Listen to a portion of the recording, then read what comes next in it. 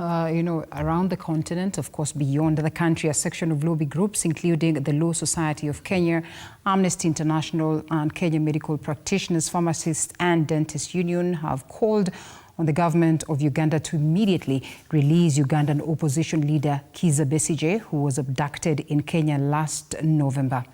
Of course, as our reporter Samira Mohammed tells us more on this, the lobby groups have threatened to hold protests on Friday if the government of Uganda will not have released Bessigye. 4 months following the abduction of Ugandan opposition leader Kizza Besigye in Kenya's capital, Nairobi. 5 years ago, the situation was the same. We saw both in Tanzania and later in Uganda, there was a lot of repression that was happening because of the election. And the safe anchor country was Kenya. A section of rights groups have now called on the government of Uganda to immediately release the Ugandan opposition leader.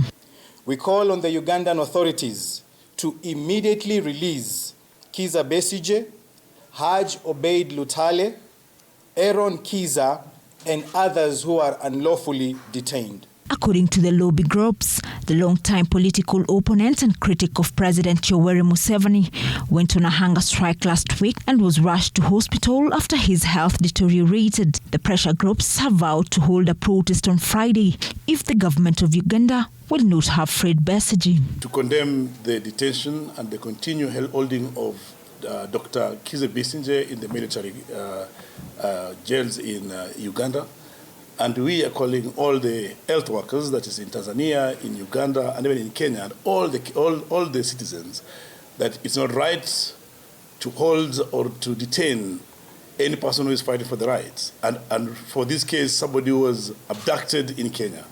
We are saying that there are professional ethics that take charge of all the health workers. And in this case, it has been reported that his health is also deteriorating. He's also being denied access to health care.